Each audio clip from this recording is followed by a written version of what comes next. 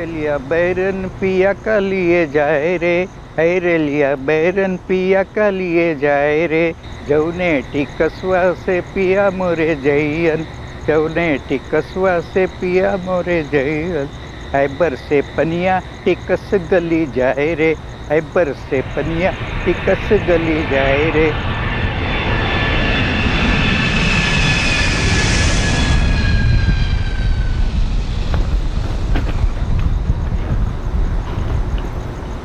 कमाल है यार, कोई लेने आया ही नहीं। टैक्सी स्टैंड पर कोई टैक्सी भी नहीं है। हाँ।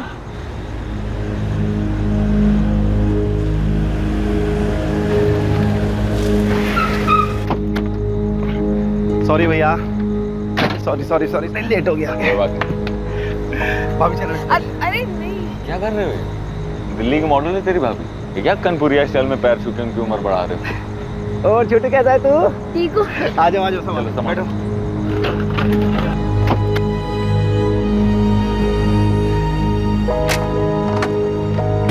अरे लिया बैरन पिया का लिए जाए रे, अरे लिया बैरन पिया का लिए जाए रे, जौने टिकसवा से पिया मोरे जैयन, जौने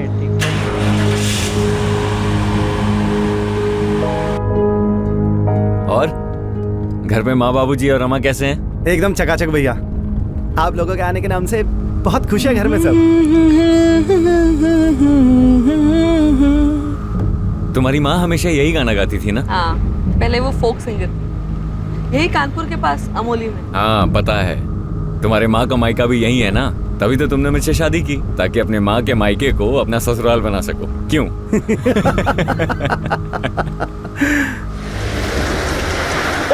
अरे कौन है तुम? कौन है तुम? संतोष अपनी पत्नी शगुफ्ता और बेटे कबीर के साथ कानपुर आया हुआ था अपने घर, अपने परिवार वालों से मिलने। सबका मन उत्साह से भरा हुआ था, लेकिन उन सब की खुशियां एक अंधेरे सपने में तब्दील हो गईं जब रात के अंधेरे में कुछ अज्ञात लोगों ने उन सब पर हमला कर दिया और शगुफ्ता को अपने साथ लेकर चले गए। क्या इस हमले के पीछे वहां के लोकल गुंडों का हाथ था, या फिर यह हमला एक सोची समझी साजिश थी? ऐसी साजिश जो बहुत चालाकी से रची और निभाई गई थी। कौन था इस साजिश के पीछे और कहां थी शगुफ्ता? इन 24 घंटों में शगुफ्ता के परिवार में बहुत कुछ बदल गया था।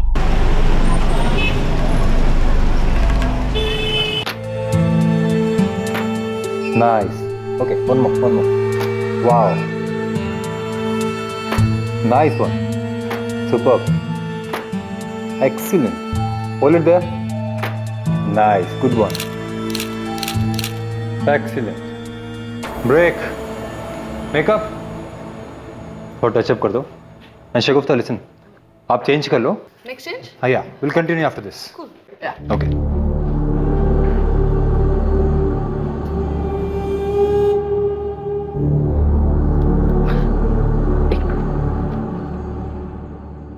संतोष, तुम कब आए? जब तुम अपना मेकअप ठीक करवा रही थी। Stop it. तुम फिर शुरू हो गए? Jealous हबी? यार तुम्हें कोई छूता है ना तो तुम्हें बहुत गुस्सा आता है, पता है बाबा, लेकिन ये मेरा प्रोफेशन है ना। हाँ, एनीवे ये सब छोड़ो, तुम बताओ क्यों आए थे? क्यों आए थे मतलब? 10 बजे की फ्लाइट है। हाँ तो फ्लाइट रात को 10 बजे की है ना, तो अभी बस 2 ही बजे होंगे। हाँ, मैंने सोचा कि इस टाइम पे हम दोनों साथ में जाके माँ बाबूजी के लिए कुछ ले लेते हैं। वैसे डोंट वरी, मैंने माँ बाबा दिवाकर और रमा के लिए शॉपिंग ऑलरेडी कर दी। कब? जब तुम अपना बिजनेस आगे बढ़ाने में बिजी थे। Thank you. अच्छा चलो, अब तुम जाओ, मुझे लेट होना। चल, see you soon. Bye bye.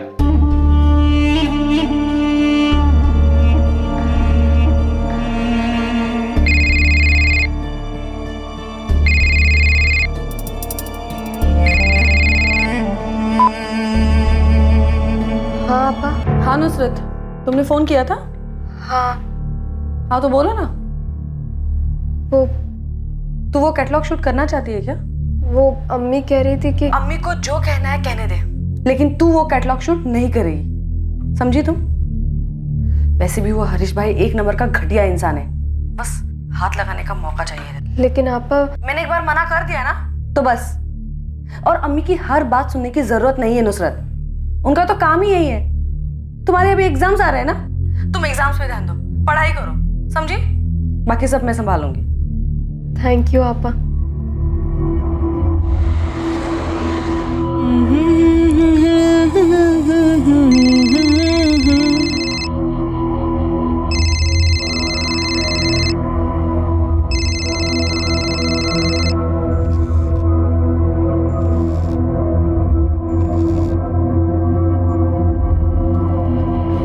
तुझे शूट पे जाना था, गई क्यों नहीं तू?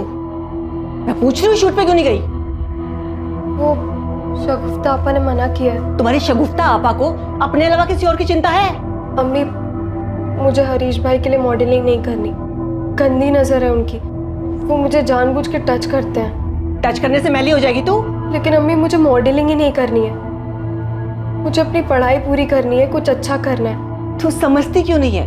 अगर तू काम नहीं करेगी तो पैसा कहाँ से आएगा और घर कैसे चलेगा फिर? लेकिन अम्मी, शगुफ्ता आपा तो सब संभाल रही है। घर का खर्चा, मेरी पढ़ाई का खर्चा। हम अच्छे से तो रह रहे हैं। अच्छे से रहने में और आलीशान तरीके से रहने में फर्क होता है। और तुझे करना क्या है? सिर्फ कैमरे के सामने खड़े होकर फोटो खिंचाने बस। नहीं अम्मी, मुझसे नहीं होगा। और शगुफ्ता आपा ने भी मना किया है। वो गुस्सा हो जाएंगी।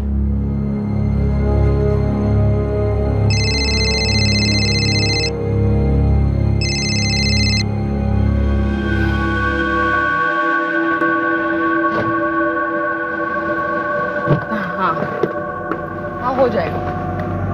हाँ हाँ, मैं बस नीचे हूँ। हाँ, ऊपर ही आ रही हूँ मैं। हाँ हाँ इकबाल, तुम यहाँ पर क्या कर रहे हो? ना तेरी अम्मी फोन उठा रही है और ना ही तेरी बहन। इकबाल, तुम्हें जो भी बात करनी है ना, अम्मी से बात करो। मेरी बहन को बीच में घसीटने की जरूरत नहीं है, समझे तुम? और मेरा पीछा करना बंद कर दो, वरना मुझसे बुरा कोई नहीं होगा, मैं बता दे रही तुम्हें।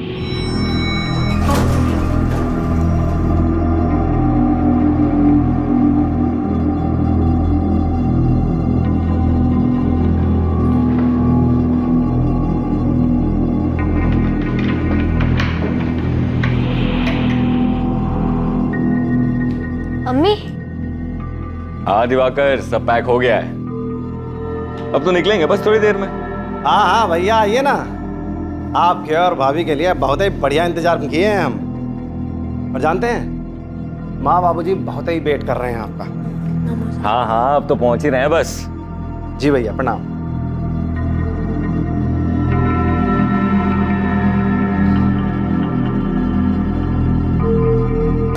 आप लोगों के आने के नाम से बहुत खुश हैं घर में सब। अरे कौन है तुम?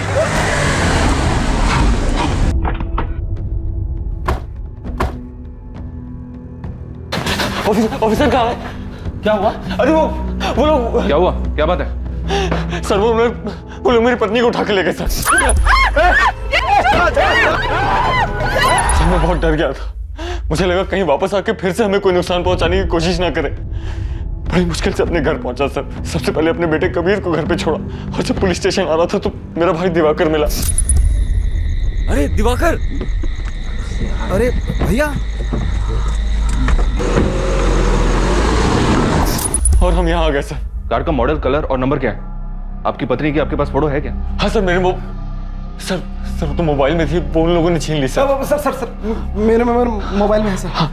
ये इसमें सर मेरी कार की फोटो भी है सर, जिसमें वो भाभी को लेके गए। कौन से?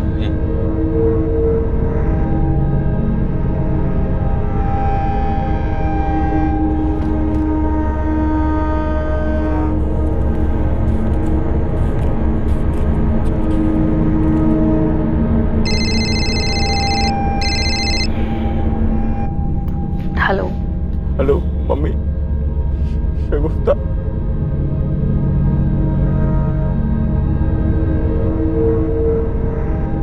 क्या हुआ अम्मी?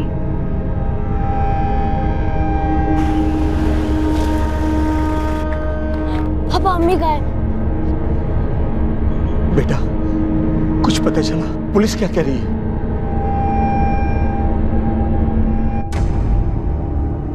शगुफ्ता की खोज बड़े पैमाने पर की जा रही थी। जगह जगह नाकाबंदी लगा दी गई थी, बैरिकेड लगाए जा रहे थे। सभी कार्स को बारीकी से चेक किया जा रहा था। हिस्ट्री शीटर से भी पूछताछ की जा रही थी। जी सर। कुछ पता चला? हर नाके पर हर जगह चेक किया सर। पर कुछ पता नहीं चला। वहाँ भी चेक किया जहाँ ये सब हुआ था। किसी शटर से कुछ मिला? सर वो लोग भी यही कह रहे हैं कि उन्हें नहीं पता कि ये काम किसने करवाया या किस गैंग का काम है। हो सकता है कोई नया गैंग हो। कार की क्या अपडेट है? नो सर, कार अभी तक मिली नहीं। संतोष और शगुफ्ता रात को 2 बजे एयरपोर्ट पहुंचे। एयरपोर्ट के बाहर से दिवाकर की गाड़ी में वो घर की तरफ जा रहे थे, जो कि शांति नगर में। सर एयरपोर्ट से शांति नगर पहुँचने में दिन के ट्रैफिक में तकरीबन 45 मिनट लगते हैं। रात में तो 20 मिनट से ज़्यादा नहीं लगना चाहिए। जब ये अटैक हुआ मेरे ख्याल में तब 2:30 बज रहे होंगे। और उसके बाद जैसा कि संतोष ने बताया, जी हाँ सर, फिर ये लोग कार लेकर कानपुर से फतेहपुर की तरफ बढ़े। संतोष और उसके बेटे कबीर को कार से उतार दिया। उस वक्त करीब 3 बजे होंगे। फिर 5 बजे ये लोग पुलिस स्टेशन आए। 3 से 5 के बीच में ये गुंडे शगुफ्ता और कार को लेकर फतेहपुर होते हुए निकल गए होंगे, प्रयागराज, बनारस या फिर कहीं भी। एक काम करो, शगुफ्ता और कार का फोटो आसपास के शहरों में डिस्ट्रिक्ट में भिजवा दो। एयरपोर्ट के आसपास पूछताछ करो, सीसीटीवी चेक करो। हो सकता है कोई बंदा इनको एयरपोर्ट के पास से ही फॉलो कर रहा हो। कार का नंबर और मॉडल आसपास के सभी गैरेज में भिजवा दो। शायद कार को बेचने की भी कोशिश हो। किसी ना किसी ने तो इनको देखा होगा। खबरी को भी काम पे लगा दो। बैठ जा। पुलिस ढूंढ रही है नुसरत, लेकिन कुछ पता नहीं चल पा रहा है। अरे काली, बिना शक्कर वाली चाय लाओ हमारे लिए। कहा है हमारी डाइट खराब करने में तो लियो। जीजू मुझे बहुत डर लग रहा है। आप लोग पुलिस पर प्रेशर डालिए ना। पता नहीं आपा किस हाल में होंगे।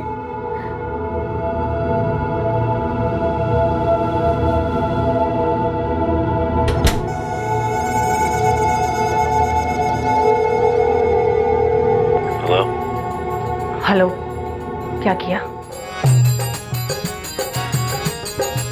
सब हो गया है, निश्चिंत रहो।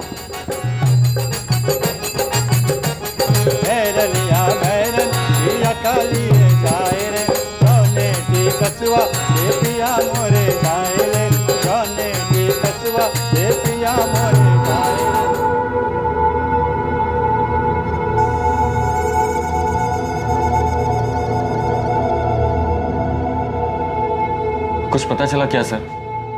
पूरा 1 दिन हो गया शगुफ्ता को किडनैप हुए। अरे आप लोग कर क्या रहे हैं सर? पता नहीं वो लोग क्या कर रहे होंगे शगुफ्ता के साथ। देखिए, हम पता करने की पूरी कोशिश कर रहे हैं। हमें लग रहा है वो शगुफ्ता को लेकर कानपुर से निकल चुके हैं। वैसे हमने आसपास के स्टेट की पुलिस को अलर्ट कर दिया है। हमें शक है कि शगुफ्ता से किसी ने ये व्यक्तिगत दुश्मनी निकाली। शगुफ्ता की, आपकी किसी के साथ कोई रंजिश, कोई दुश्मनी थी? नहीं सर, मेरी या शगुफ्ता की किसी के साथ कोई दुश्मनी नहीं है। इनफैक्ट 4 साल से मैं दिल्ली में रह रहा हूँ। मेरा खुद का बिजनेस है वहाँ पे। किस चीज की? सर मेरी टाइल्स की कंपनी है सर। उसी के एड शूट के दौरान मैं शगुफ्ता से मिला था।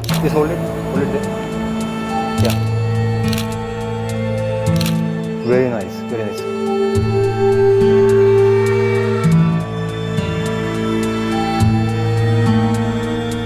पहले हमारे बीच में दोस्ती हुई, फिर प्यार। कुछ ही दिनों के बाद मैंने उससे शादी के लिए कहा और वो मान गई। फिर हमने शादी कर ली सर 2 साल पहले। 2 साल पहले? जी सर। और आपका बेटा कबीर? वो कबीर इनका बेटा नहीं है सर। वो शगुफ्ता भाभी और उनके पहले पति का बेटा है। 1 नंबर का घटिया इंसान है सर वो। सर इकबाल नाम है उसका। ये इकबाल ऐसा कुछ कर सकता है? वो क्यों करेगा सर? तो हमारी शादी के काफी साल पहले से ही शगुफ्ता और इकबाल अलग रहने लगे थे। और इकबाल बहुत अच्छे से जानता है कि कबीर शगुफ्ता से कितना प्यार करता है। सर कबीर और शगुफ्ता में मेरी जान बसती है सर। हम तीनों की अपनी ही एक अलग दुनिया है। देख लेना बाबा, आज आपको हरा के रहूंगा। अरे हरा के तो दिखा बच्चू। ये क्या हुआ? अरे क्या हुआ? अरे यार, ये अरे अरे उसे मारो ना। देखो उसे। अरे मैं खेल रहा हूँ ना, रुको। तो खेलना ही नहीं आता। 1 मिनट। अरे रुको, जाओ। यस, मैं जीत गया। अच्छा, माँ बेटे ने एक टीम बना ली है। छोड़ूंगा नहीं मैं दोनों। सर प्लीज मेरी शगुफ्ता को ढूंढ दीजिए सर। पता नहीं कहाँ होगी, किस हाल में होगी। पता नहीं क्या किया होगा उन लोगों ने उसके साथ।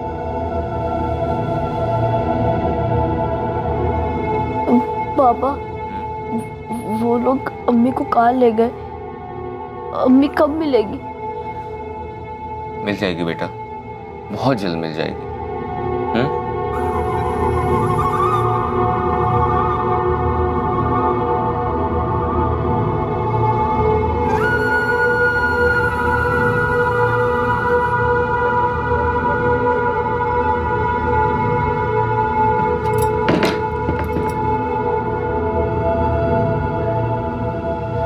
ये जो कुछ भी हो रहा है सही नहीं हो रहा है।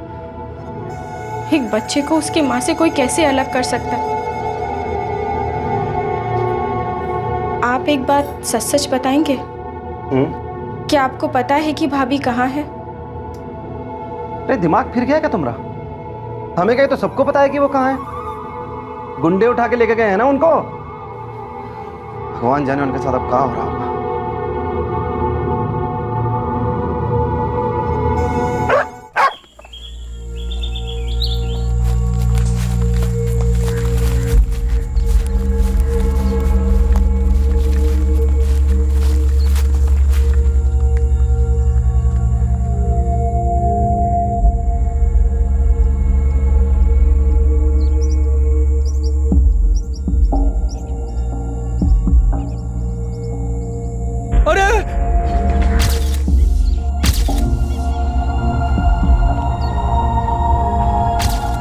चेहरा साफ करो इसका।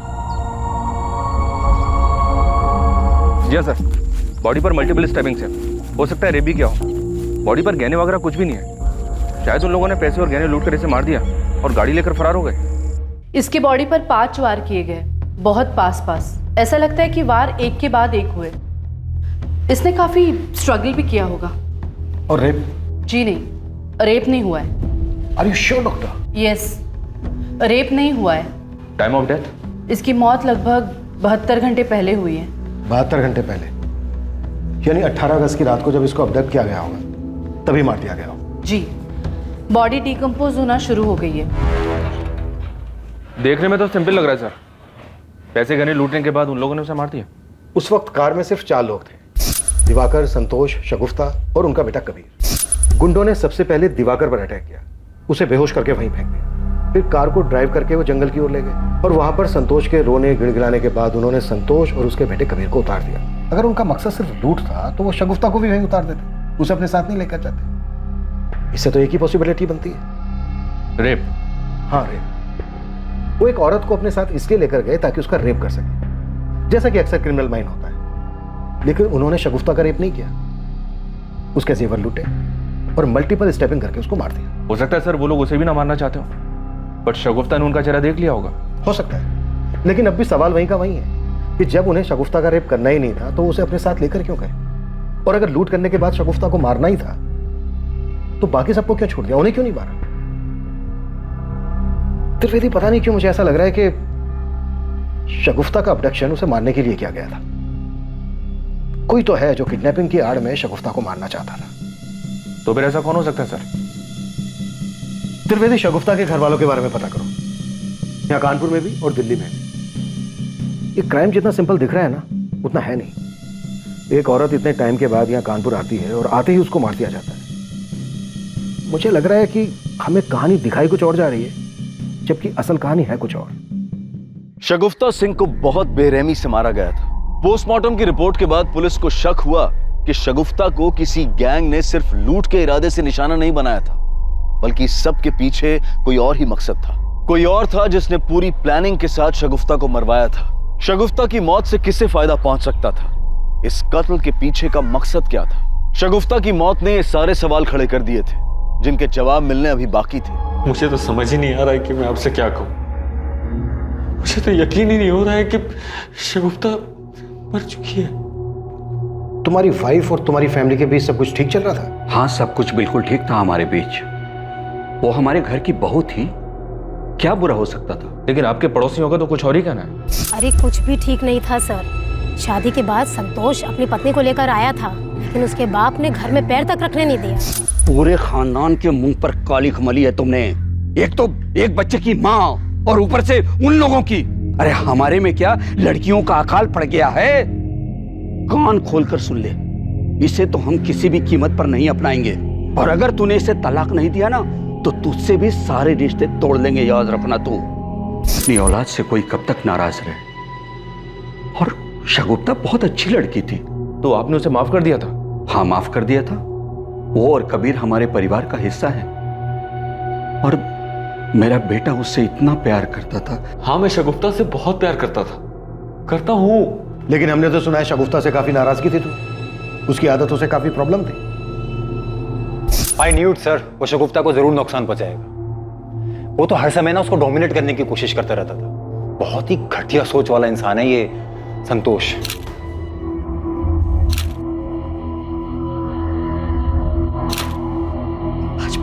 व्हाट इज दिस शगुफ्ता?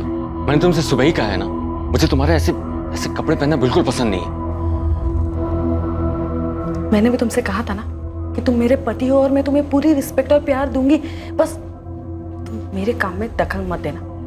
तुमसे शादी करने से पहले भी तो मैं मॉडल ही थी ना। देखो, मेरे लिए मेरा काम बहुत इंपॉर्टेंट है, इसलिए तुम इस बात को ज्यादा आगे मत बढ़ाओ। सर, अगर मैं ये कहूं कि मुझे शगुफ्ता के कपड़ों से कोई प्रॉब्लम नहीं थी तो ये झूठ होगा। मुझे प्रॉब्लम थी और उसे भी ये पता था।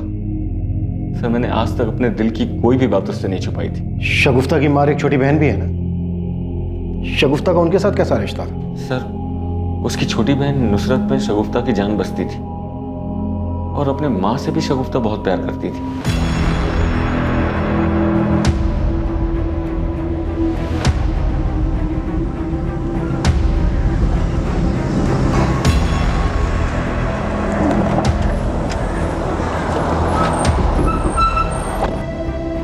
पूरे हैं, गिन लेना। मैं जानती हूँ मेरी बेटी को किसने मारा। इकबाल, इकबाल ने मारा है मेरी बेटी को। इकबाल ऐसा क्यों करेगा? संतोष का तो कहना है कि शगुफ्ता और इकबाल काफी पहले ही अलग हो गए थे। हाँ, अब वो अलग रहते थे, लेकिन शगुफ्ता ने संतोष से मिलने के बाद इकबाल से डाइवोर्स के लिए अप्लाई किया था। वो संतोष के साथ शादी करना चाहती थी, लेकिन इकबाल उसे तलाक देने के लिए तैयार ही नहीं था। वो तो बौखलाया हुआ था।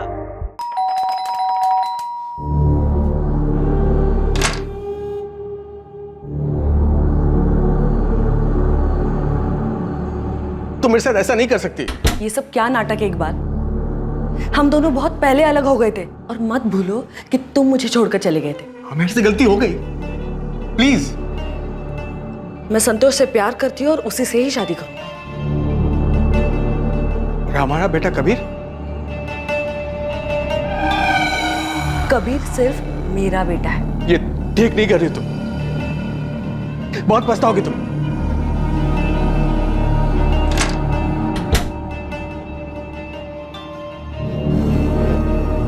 मैंने बहुत प्यार से पाला था सर अपनी बच्ची को। मैंने सोचा भी नहीं था कि उसके साथ ये सब हो जाएगा। आपका नाम रागनी है और आपकी दोनों बेटियों का नाम शगुफ्ता और नुसरत। जी, मैं यही कानपुर के पास अमोली की रहने वाली हूँ। फोक सिंगर थी, अभी भी कभी कभी गा लेती हूँ। प्रोग्राम के दौरान शगुफ्ता के अब्बू अशफाक से मेरी मुलाकात हुई। मुझे प्यार हो गया और हमने शादी कर ली। शादी के 3 साल बाद मेरे हस्बैंड की डेथ हो गई। सर, मैं ही जानती हूँ कि मैंने अपने दोनों बच्चियों को कैसे पाला है। रागनी जी, इस हिसाब से तो आपकी छोटी बेटी बहुत छोटी है। जी, नुसरत मेरे जेठ की बेटी है। जब ये 3 साल की थी तब मैंने इसे गोद लिया था। शगुफ्ता की शादी हो गई थी, मैं अकेले पड़ गई थी, इसलिए मैंने इसे गोद लिया था। सर, मैंने दोनों बच्चों को बहुत प्यार से पाला है। आप उस इकबाल को पकड़िए सर। कहाँ मिलेगा ये इकबाल?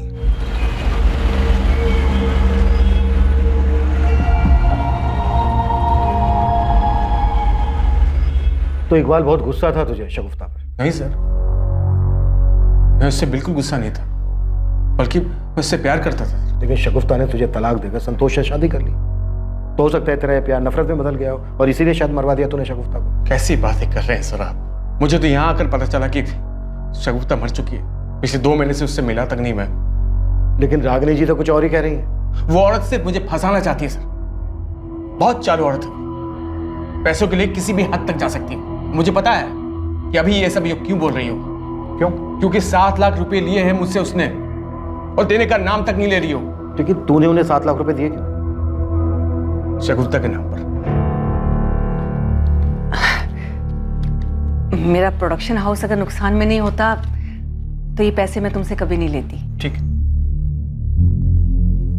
शगुफ्ता को मना लीजिए प्लीज, मैं उसके बिना नहीं रह सकता। अरे चिंता मत करो, शगुफ्ता तुमसे बहुत प्यार करती है। मैं बात करूंगी ना उससे, और संतोष के साथ शादी मैं होने नहीं दूंगी। इस बात को 2 साल हो गए सर। शगुफ्ता की शादी भी हो गई, अब वो औरत ना मेरे पैसे लौटा रही है न मेरे फोन का जवाब दे रही। शगुफ्ता की माँ शगुफ्ता की हत्या का इल्जाम तेरे सर पे लगा रही है और तू यहाँ अपनी कुछ अलग ही कहानी सुना रहा है। कोई कहानी नहीं सुना रहा सर, कहानी सुनाना तो उस रागिनी का काम है। कुछ काम हम तो करती नहीं औरत, सिर्फ पैसे के लिए शगुफ्ता के पीछे पड़ी रहती थी। मैं बोल रहा हूँ बहुत चालू औरत है वो सर। शगुफ्ता 14 साल की थी ना, तब से उसने उसे काम पर लगा दिया था। इनफैक्ट हमारी शादी भी इस रागिनी की वजह से टूटी थी। और वो दूसरी बेटी ना उसकी, नुसरत, उसे भी उसने इसलिए गोद लिया था ताकि उसके पास बुढ़ापे में पैसे आते रहे। पैसों के लिए सर वो किसी भी हद तक गिर सकती है। आपा ये देखो इसकी शक्ल। तुम दोनों क्या खिकी कर रहे हो? इस मैगजीन में बात की है मैंने, अच्छे पैसे देने मॉडलिंग के। अम्मी आप जानती है ना मैं ऐसे शूट नहीं करती। हाँ तो तुझे कौन कह रहा है? नुसरत करेगी ना। अम्मी नुसरत ये सब बिल्कुल नहीं करेगी। जब ये मॉडलिंग करना ही नहीं चाहती है तो आप इसके पीछे क्यों पड़ी है? तो अपना मुंह बंद रख, खुद तो शादी करके सेट हो गई, अब हमारे घर का क्या होगा, कैसे गुजारा होगा, सोचा कभी? किस चीज की कमी है आपको?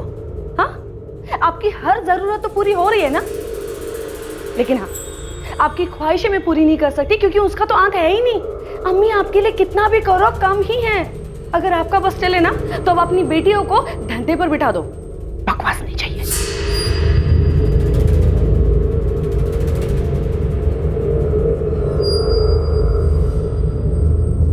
हाँ हाँ आप चिंता मत कीजिए, आ जाएगी।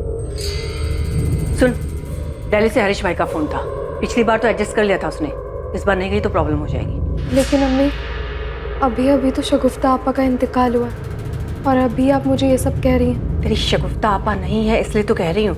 अब घर को कौन संभालेगा? तुझे ही संभालना पड़ेगा ना। देख तू भले ही मेरे लिए कुछ मत कर, अपने लिए भी कुछ मत कर, लेकिन वो मासूम कबीर, उसकी जिम्मेदारी तो हमारे ऊपर है ना। टिकट्स करवा दें तुम्हारी, पैकिंग कर लो। आप नहीं आएंगी? नहीं, मुझे यहाँ कुछ काम है। कबीर थोड़ा सा खा लो बेटा। मुझे भूख नहीं है, मुझे सिर्फ अम्मी चाहिए।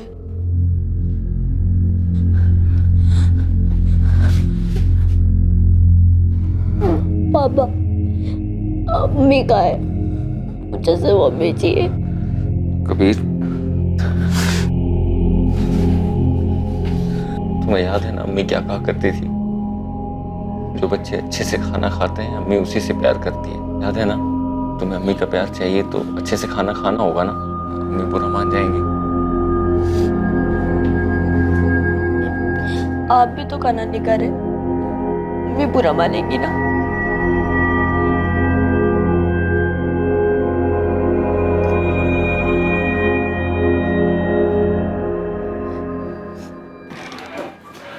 जी सर। कार का कुछ पता चला? नहीं सर, कानपुर के बॉर्डर के पास हर जगह पता कर लिया। और इकबाल का?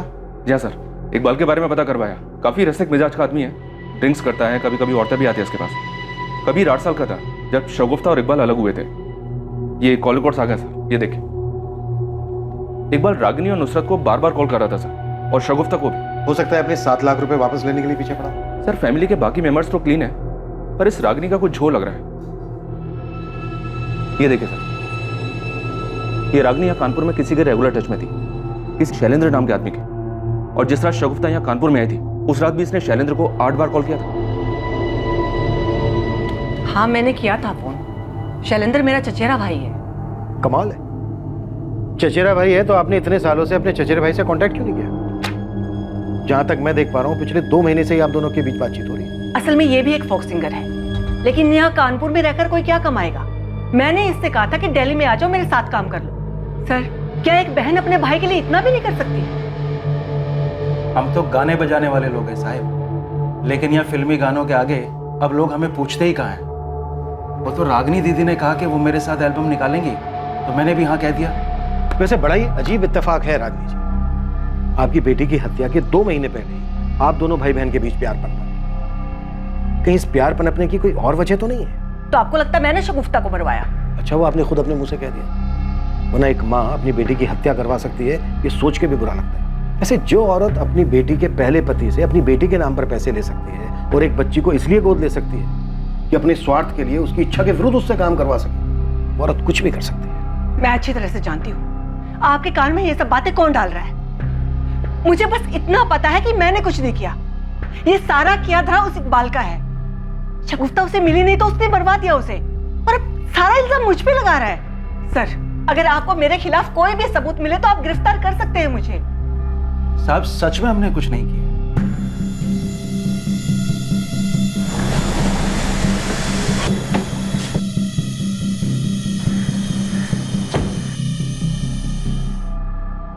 संतोष, ये रागनी और इकबाल का क्या चक्कर है? शगुफ्ता की हत्या का इल्जाम दोनों एक दूसरे के सर पे लगा रहे हैं।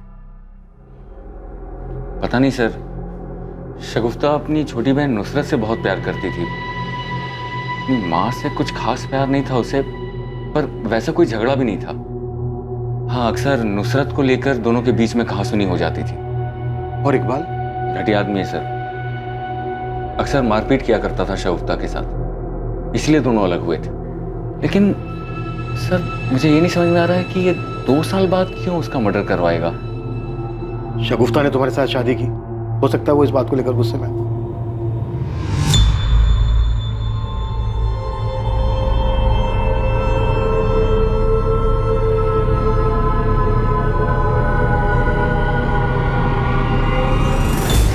सर, दिल्ली पुलिस ने शगुफ्ता की बिल्डिंग की सीसीटीवी फुटेज भेजी है। 17 अगस्त की फुटेज है ये।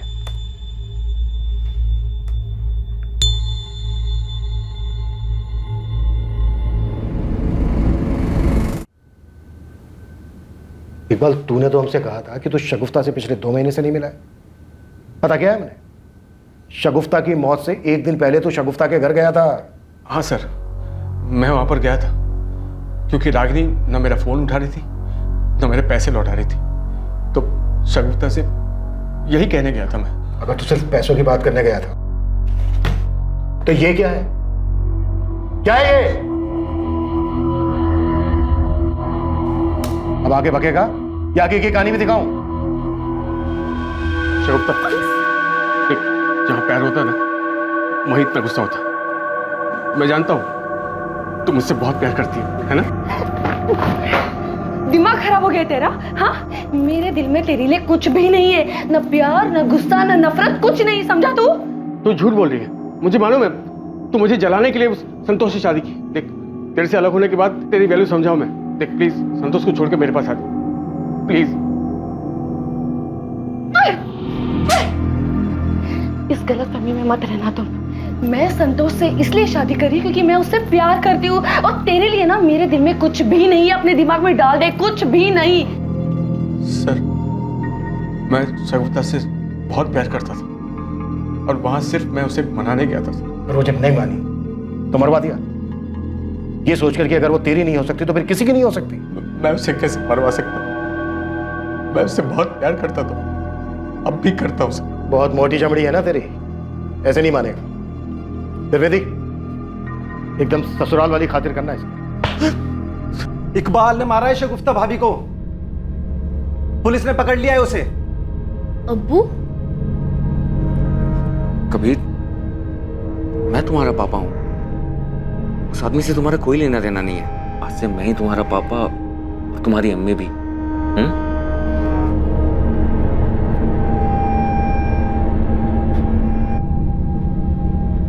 बहुत हो गया तुम लोग का ड्रामा।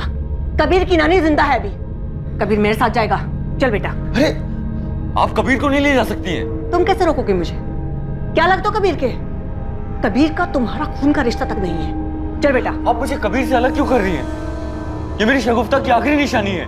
शगुफ्ता मेरी बेटी थी, कबीर तुम्हारा सौतेला बेटा, तो कानूनी तौर पर इसकी सगी रिलेटिव सिर्फ मैं हूं। चल बेटा। सलाम साहब। क्या रे चंदू, आजकल कोई इन्फॉर्मेशन नहीं मिल रही है तेरी तरफ से? शगुफ्ता की कार कहाँ चली गई ये भी पता नहीं कर पाया तू? साहब, मैं शगुफ्ता की कार क्या, उसका खून ही लेकर आया हूं आपके पास। इकबाल? नहीं, इकबाल नहीं, रागनी, शगुफ्ता की अम्मी। ये देखिए साहब, ये खास कॉपी आप ही के लिए निकलवाया है। सब बहुत बड़ा हाथ मारा है रागनी ने शगुफ्ता के मरने के बाद, शायद इसलिए मारा हो शगुफ्ता को। त्रिवेदी, रागनी को बुला। ये तो फोन ही नहीं उठा रही सर। जिस होटल में रागनी रुकी थी उस होटल से पता करो इस वक्त वो कहाँ। सर, हेलो, ये रूम नंबर 204 में रागिनी जी से बात करवाइए प्लीज। सर, वो तो चेकआउट करके चली गई। व्हाट?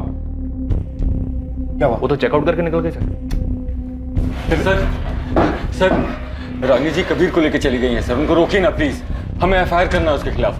त्रिवेदी, रागनी के नंबर से पता करो कि उसने कोई कैब बुक की है क्या। हर नाके को अलर्ट करो, किसी भी हाल में ये औरत हमारे यहाँ से निकल लेनी चाहिए। नानी प्लीज मुझे पापा के पास ले चलो, प्लीज प्लीज। चुपचाप बैठे रहो। सर पता चल गया, रागिनी ने स्पीड अप कैब बुक किया, एयरपोर्ट की तरफ गई है। इससे पहले कि वो एयरपोर्ट पहुंचे, अरेस्ट, मूव।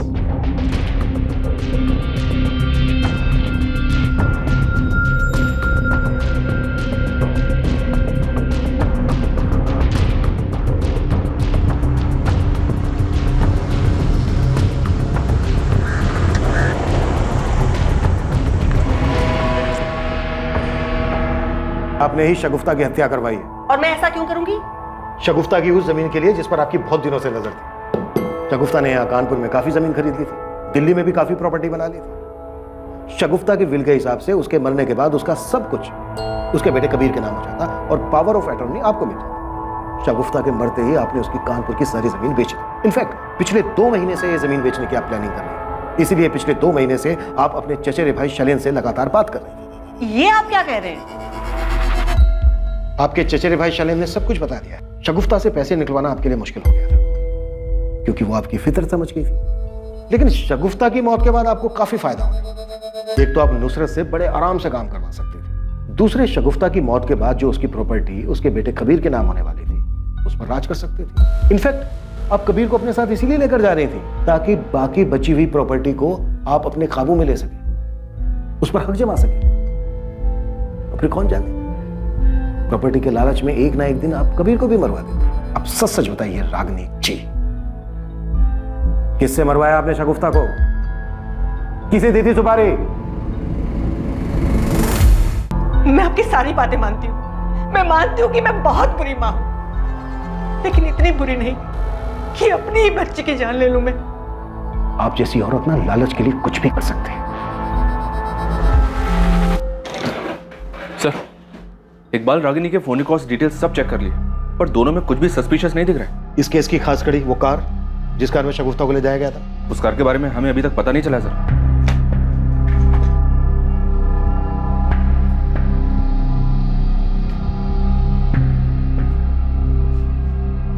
लगता है इस कार को ज्यादा यूज नहीं किया जाता था। मर्डर वाली रात ये कार क्यों यूज की गई होगी?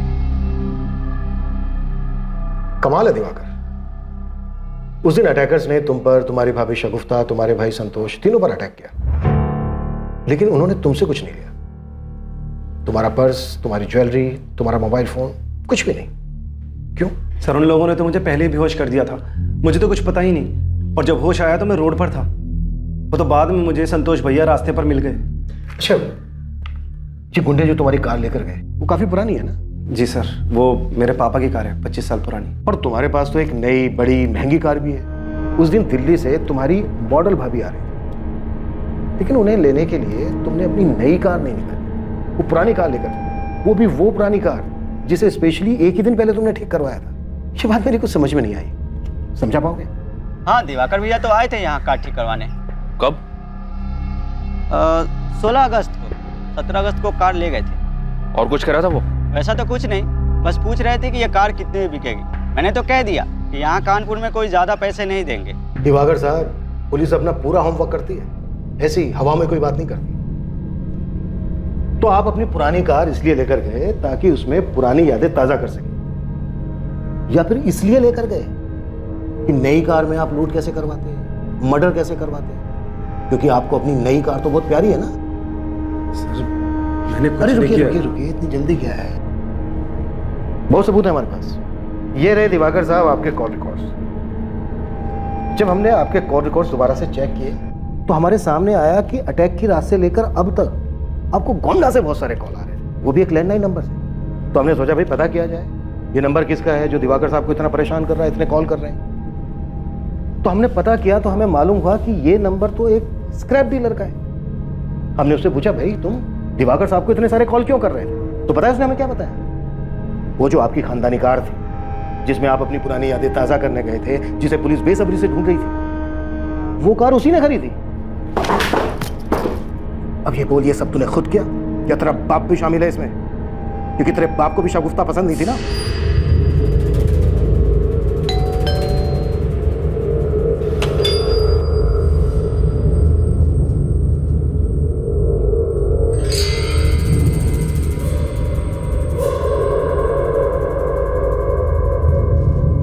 तुम पुराने ख्यालों के ही रहो। इतनी घटिया सोच है तुम्हारी। गर्लफ्रेंड मॉडल थी तो सब ठीक था, कोई बात नहीं, लेकिन जब वो वाइफ बन गई तो उसे घर की चार दीवारी में रहना चाहिए था। ऐसी घटिया मेंटेलिटी है ना तुम जैसे लोगों की, संतोष। बहुत प्यार करता था मैं शगुफ्ता से, पहली नजर में ही प्यार हो गया था उससे। Very nice, very nice. अपने बाबा के मना करने के बाद भी मैंने उससे शादी की। कान खोलकर सुन ले, इसे तो हम किसी भी कीमत पर नहीं अपनाएंगे। इतने साल मैंने अपने बाबा को मनाने की कोशिश की और आखिर में वो मान भी गए। बस वो चाहते थे कि शगुफ्ता मॉडलिंग छोड़ दे। मैंने बहुत कोशिश की शगुफ्ता को समझाने की, लेकिन वो मानी नहीं। मेरे लिए मेरा काम बहुत इंपॉर्टेंट है, इसलिए तुम इस बात को ज्यादा आगे मत बढ़ाओ। मैं अपने माँ बाप और शगुफ्ता के बीच के इस रंजिश से तंग आ गया था। मुझे कुछ समझ में नहीं आ रहा था मैं क्या करूं, तो मैंने घर वालों को झूठ बोल दिया कि उसने मॉडलिंग छोड़ दी है। लेकिन शगुफ्ता मेरी कोई भी बात मानने को तैयार नहीं थी। प्लीज संतोष, तुम्हें उनसे झूठ बोलने की जरूरत नहीं थी। मैंने तुमसे शादी की है, लेकिन इसका मतलब ये नहीं कि मेरी अपनी कोई आइडेंटिटी ही नहीं है। मुझे अपने काम से बहुत प्यार है। तुम्हें अगर अपने काम से इतना प्यार है तो नुसरत को क्यों मना करती हो? क्योंकि उसे ये सब पसंद नहीं है, ऊपर से वो लोगों को हैंडल नहीं कर पाती। और तुम्हें पता है, मेरी मर्जी के बगैर कोई मुझे हाथ भी नहीं लगा सकता। तो अगर तुम्हारी मर्जी होगी तो कोई हाथ लगा देगा? संतोष, मैं मॉडलिंग करती हूँ, पैसों के लिए लोगों के साथ सोती नहीं हूँ। मैं अपने काम में बहुत अच्छी हूँ। मैं अपना करियर किसी के लिए नहीं छोड़ सकती। बस बहुत मेहनत की है मैंने यहाँ तक पहुँचने के लिए। मैं समझ गया था सर कि वो मानेगी नहीं। उसने इकबाल को भी इसलिए छोड़ा था। पर सर, मैं कभी भी ये नहीं सह पाता कि वो मुझे छोड़कर किसी और के साथ चली जाए। इसलिए तूने शगुफ्ता को मरवा दिया?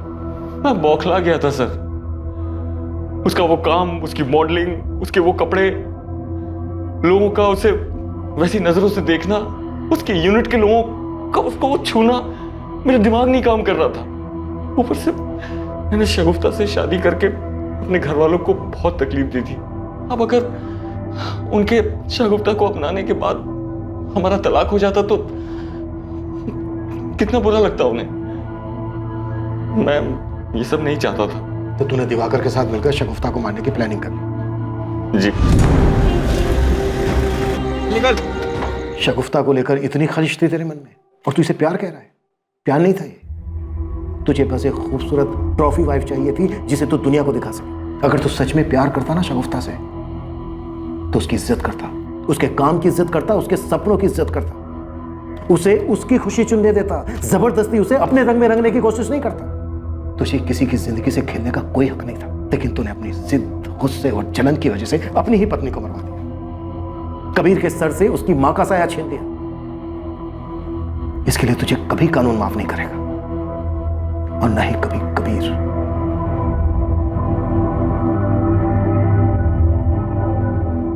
कैसा प्यार था ये? क्या ये सच में प्यार था, या ये सिर्फ संतोष की जिद थी?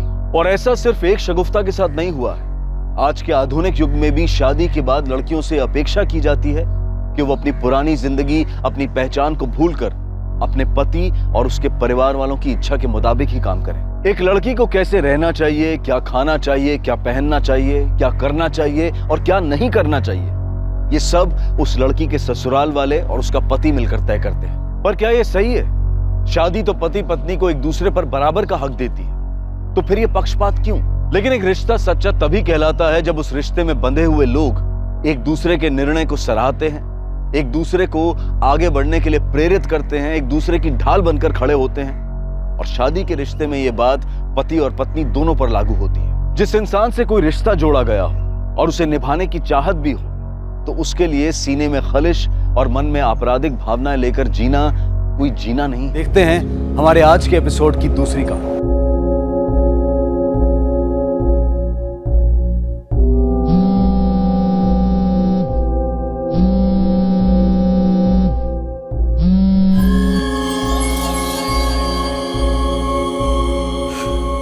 तपन मेरा फोन नहीं उठा रहा है। उसे और थोड़ा टाइम दो, परेशान है वो, अभी सब कुछ नहीं भूला पाया वो। तपन ने तो पीना भी शुरू कर दिया है। जानता हूं, कल रात को जब देर से लौटा था तो मैंने ही दरवाजा खोला था। खाना गरम कर दो बेटा, तुम्हारी मम्मी तुम्हारे वेट करते करते सो गई 12 बजे। मैं खा गया। फिर पिया होगा, कुछ खाया नहीं होगा। चलो कुछ खा लो। नहीं खाना।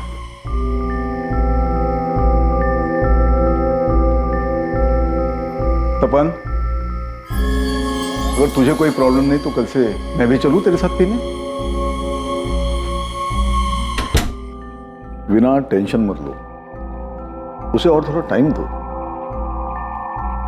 अभी भी तो ब्रेकअप हुआ उसका आरती के साथ। मेरा बेटा उस आरती के पीछे ना अपनी पूरी जिंदगी बर्बाद कर रहा है। यही बात उसे खुद रियलाइज करने दो, तब जाके इस सबसे बाहर निकलेगा।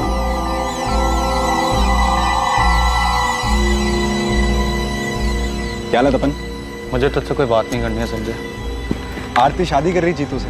डेट फाइनल हो चुकी है, 7 नवंबर। मैंने तुझे कहा था कि उससे पूछ कर और मुझे बता। नहीं, तूने नहीं कहा था, लेकिन तुझे पता होना चाहिए। तुझे पता होना चाहिए जिस ब्रेकअप को लेकर पिछले 2 महीने से उदास घूम रहा है, उससे आरती को कोई फर्क नहीं पड़ रहा है। वो शादी कर रही है और अपनी लाइफ में आगे बढ़ रही है, खुशी खुशी। आगे से अगर मेरी मम्मी तुझे फोन करके मुझसे बात करने को कहे तो उनसे कहना मेरी लाइफ में दखल अंदाजी करने की जरूरत नहीं है। भाई तू कितना भी दुखियारा बन के घूम, आरती वापस नहीं आने वाली तेरी जिंदगी में। ठीक है Sanjay, leave me alone. She is gone. मुझे तेरी या किसी की हमदर्दी की कोई जरूरत नहीं है, और तरस खाना बंद करो मुझ पर। कई सालों के रिलेशन में गर्लफ्रेंड से ब्रेकअप ने एक आदमी को इस हद तक नाउम्मीद कर दिया था कि वो खुद को बर्बाद करने के रास्ते पर चल पड़ा और अपनी भावनाओं के बवंडर और तकलीफ से भागने की चाह ने तपन को उतावलेपन और लापरवाही की कगार पर लाकर खड़ा कर दिया था। कहते हैं कि लोगों का मिलना बिछड़ना, रिश्तों का बनना और बिगड़ना, ये सब संजोग है, सब नियति का खेल है जिस पर इंसान का कोई बस नहीं चलता। पर शायद दर्द में जी रहे 28 वर्षीय तपन गर्ग के लिए अभी ये बात स्वीकार कर पाना बहुत मुश्किल था। वो एक ऐसी अवस्था में था जिससे बहुत सारे नौजवान गुजरे होंगे और शायद आगे भी गुजरेंगे। भले ही रिश्ता खत्म हो चुका था, पर तपन के सर पर अपने आप को खत्म करने का जुनून सवार।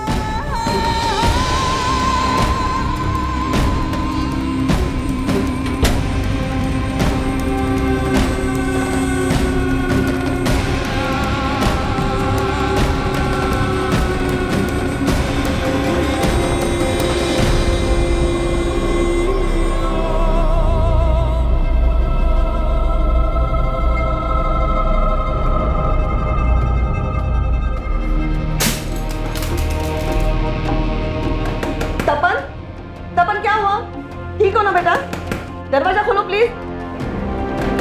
तपन, कोई चोट तो नहीं लगी ना तुझे?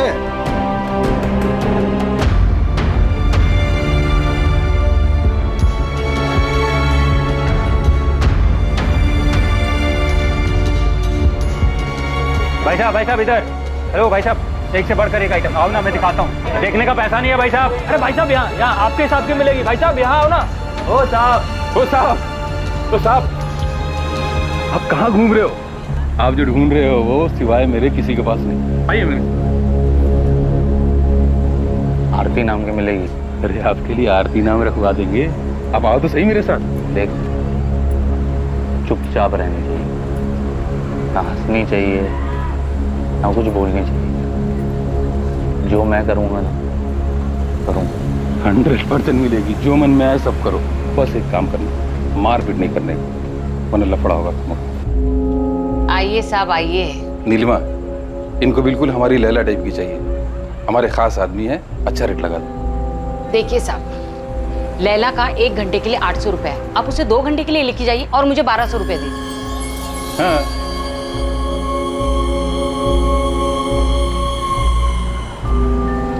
अब 2 घंटे के लिए लैला आपकी। अपने साथ नहीं लाए होंगे ना, तो ये पहन ले। लीजिए सर, पिए। आइए, आपको लैला से मिलवाते हैं आपकी। चलिए। और 2 घंटे में 5 मिनट हो ना, तो मैं दरवाजे पे आवाज दूंगी।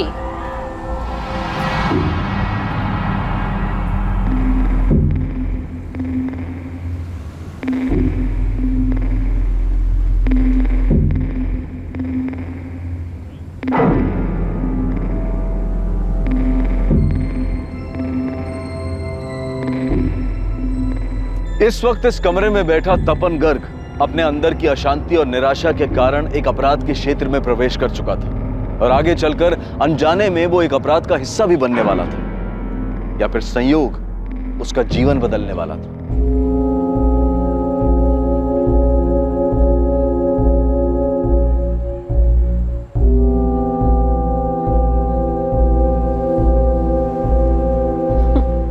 हंसना बंद करो आरती, मैंने कहा हंसना बंद करो। आरती मुझे चिढ़ाना बंद करो, नहीं तो मैं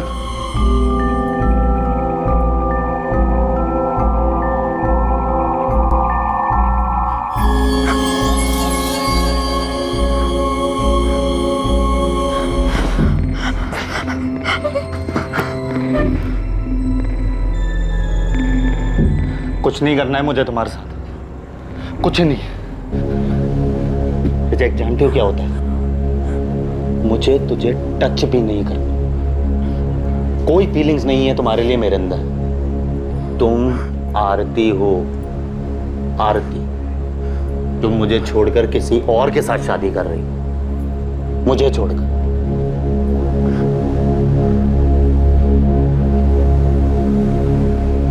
ऐसे ही छोड़कर चली गई। क्यों क्यों छोड़ा मुझे? क्या कमी है मेरे अंदर?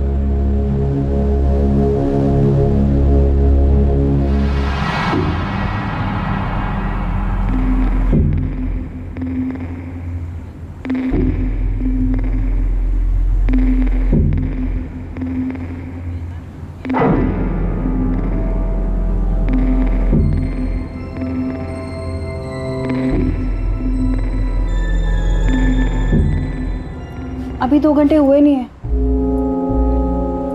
तो मैंने तुमसे ब्रेकअप कर लिया है, तुम्हें समझ में नहीं आता है क्या? लेकिन अभी 1 घंटा बाकी है। तो मैं क्या करूं? अगर आप ऐसे चले गए तो मैडम को लगेगा मैंने आपको खुश नहीं किया। कल पूरा दिन मुझे खाना नहीं देंगी। तुम्हारे मैडम को मैंने 2 घंटे के पैसे दे दिए हैं एडवांस, वो मैं वापस नहीं लूँगा। मैडम को लगेगा कि आप जल्दी इसलिए चले गए क्योंकि मैंने आपको खुश नहीं किया।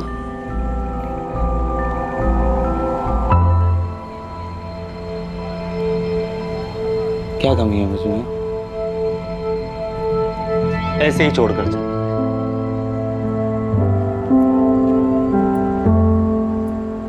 बोलती है कि अब रिलेशनशिप आगे नहीं बढ़ा। तुम्हें पता है मैं कितना प्यार करता था उससे, लेकिन वो मुझे ऐसे ही छोड़कर चली। मैंने उससे पूछा भी, वाह, कोई रीजन तो बता दो। बोलती है थक गई है अब रिलेशनशिप,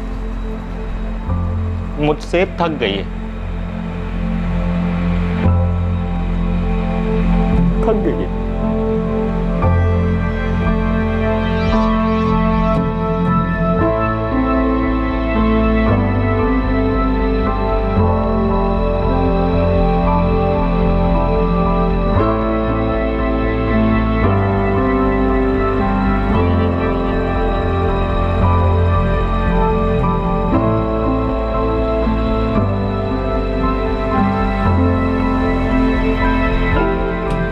साला इस लैला से सब कस्टमर नाखुश होकर जाते हैं, लेकिन इस बंदे ने इसमें ऐसा कौन सा ताजमहल देख लिया? दोनों सड़ियल हैं, जैसा वो वैसी लैला। अब दोनों की जम गई। हमारी फैमिलीज को हमारे रिश्ते से कोई प्रॉब्लम नहीं, कुछ भी नहीं। ना कोई कास्ट वार, ना रिच पुअर, कुछ भी नहीं। बस वो थक गए, अब मैं उसे पसंद नहीं। कुछ कमी दिखती है क्या मुझ में तुमको? हाँ? जीतू का नाम है आरती के वेडिंग का, उसमें कोई कमी नहीं। कमी मुझ में। 3 साल से मेरा आरती के साथ सब कुछ था, और जीतू को तो 6 महीने से जानती है, लेकिन कमी मुझ में। आरती के वेडिंग कार्ड पर मेरा नाम होना चाहिए था, मालूम है? कितना दर्द होता है मुझे, तुम जानती हो। एक हफ्ते से मैं तुमसे बात कर रहा हूं, तुमको फील नहीं होता है क्या मेरे अंदर का दर्द?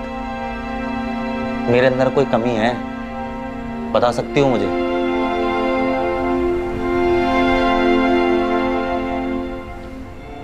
खाना मिलता है तुझे? बस खाना खाओ, पेट भरो, बस। और कोई फीलिंग्स नहीं है ना तुम्हारे अंदर, है ना? मैं खाना नहीं खा पा रहा हूं, सो नहीं पा रहा हूं चैन से, जी नहीं पा रहा हूं, रोज मरने की सोचता हूं, इसलिए चला आता हूं यहाँ नरक में। लेकिन तुमको तो बस खाना ही खाना है ना। मुझे मेरे घर वापस जाना है। और मुझे मेरे घर जाना ही नहीं है, मरना है।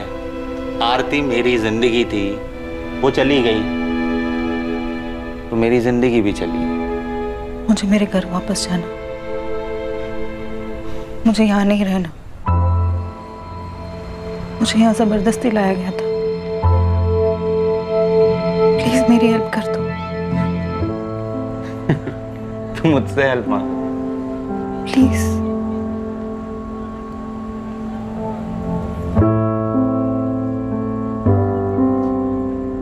तो क्या नाम बताया था तुमने अपना? लैला, पर वो मेरा असली नाम नहीं है। ये लोग मुझे यहाँ इस नाम से बुलाते हैं। मेरा नाम नफीसा कुरैशी है। हाँ, मेरा भाई मुराद मुझे ढूंढ रहा होगा। अम्मी को और भाई को पता भी नहीं होगा कि मैं यहाँ आगरा में हूँ। मुराद, तुम जिस कंपनी के बारे में बता रहे हो उसके बारे में पता तो किया था, हमारे सामने ही कॉल किया था, पर वो लोग ऐसे ही किसी को काम पर तो नहीं रखते। नफीसा कुरैशी? नो सर, इस नाम की कोई ज्वाइनिंग नहीं और ना ही कोई बीना कुमारी नाम की एम्प्लॉय है हमारे यहाँ। आप बोल रहे हैं कि उसने नफीसा कुरैशी को हमारे यहाँ रिक्रूट किया था? 16 अगस्त की बात है शहनाज जी। नफीसा यहाँ अपने घर रांची से निकली थी। उसने अपने भाई मुराद और माँ बिल्किस को यही बताया था कि वो आपके मुंबई वाले ऑफिस को ज्वाइन करने जा रही है।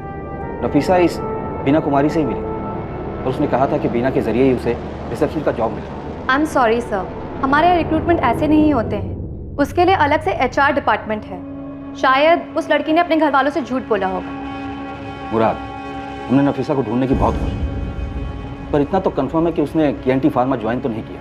नफीसा के कॉल रिकॉर्ड से बीना कुमारी का पता चल सकता है। हमने उसके रिकॉर्ड्स मंगवाए, देखते हैं उसमें से क्या मिलता है। सर, नफीसा आपी ने KNT फार्मा ही बताया था। वो ऐसे झूठ बोल कर नहीं जाएंगे, और अगर अच्छी अपॉर्चुनिटी नहीं होती तो वो कभी जाती ही नहीं। जॉब तो वो यहाँ पर भी कर ही रही थी। हम तो पता करेंगे मुराद, पर तुम भी पता करो कि नफीसा की लाइफ में कोई लड़का था क्या, कोई दोस्त या मोहल्ले का जिसके साथ वो भाग गई हो। मतलब मुंबई के बजाय तुम यहाँ आगरा आ गई, वो भी बिना मर्जी के? कौन लाया तुम्हें यहाँ? तुम्हें भी प्यार में धोखा मिला है क्या? तुम्हारे बॉयफ्रेंड ने चीट किया? मैं किसी के साथ भाग कर नहीं आई थी। बीना ने मेरी मजबूरी का फायदा उठाया था। मैं जिंदगी भर तुम्हारा एहसान मानूंगी। प्लीज मेरी छोटी सी हेल्प कर दो। मैं किसी तरह अपने घर, अपनी अम्मी, अपने भाई के पास पहुंच जाऊं। क्या नाम बताया था तुमने अपना? नफीसा कुरैशी। और तुम्हारे भाई का? मुराद कुरैशी। छोटा है वो मुझसे। घर का है तुम्हारा? कहाँ से हो तुम? अरे साहब, जल्दी दरवाजा खोलो, पुलिस की रेड पड़ी है। तपन साहब, जल्दी दरवाजा खोलो। चलो जल्दी, चल जल्दी अपना सामान रखो। चल जल्दी। उधर से पुलिस आ रही है, पीछे से। चल जल्दी, चल चल मेरे साथ, चल जल्दी।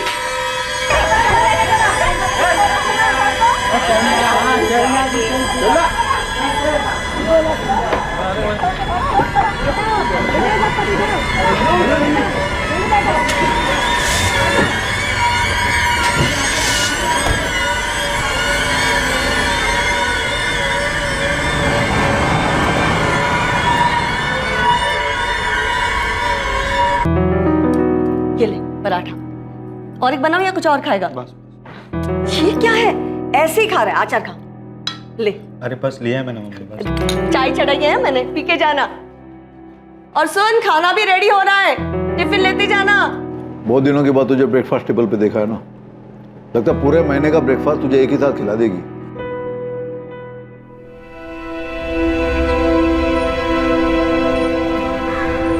आज आगे से फोन करके बुलाया तूने, वो भी इतना अर्जेंट? क्या बात है? पैचअप हो गया आरती से? बेटा शादी के कार्ड छप चुके हैं उसके। नहीं यार, तू चलना मेरे साथ, चाय की दुकान पे चल के बात करनी है तुझसे बहुत जरूरी। चलना प्लीज। क्या बोल रहा है तू? रेड बढ़ गई? तू धंधे वाले के साथ था? अबे तू क्या कह रहा है? तेरे को समझ में भी आ रहा है? तू साले पकड़ा जाता, जेल में सड़ रहा होता, और अंकल आंटी क्या सोचते, गधे। और वो आरती साले खुश होती, वो बोलती थी मेरे को पता है इसके बारे में सब कुछ, मैंने इसलिए छोड़ दिया उसे।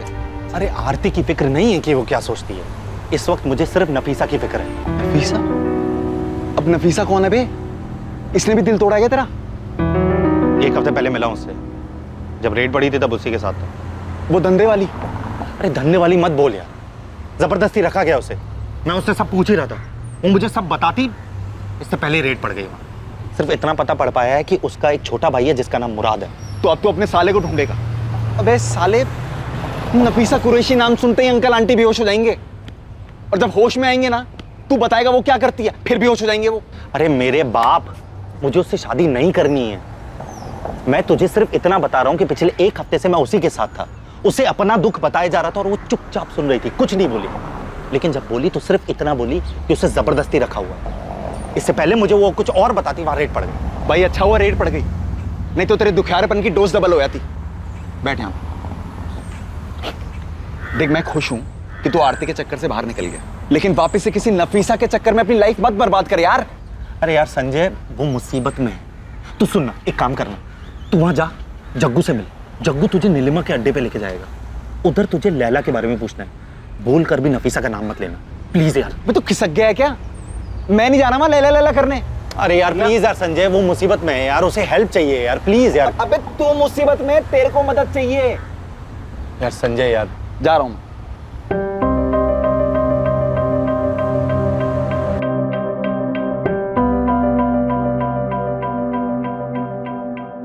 मुझे यहाँ जबरदस्ती लाया गया था, मुझे मेरे घर वापस जाना है, प्लीज मेरी हेल्प कर दो।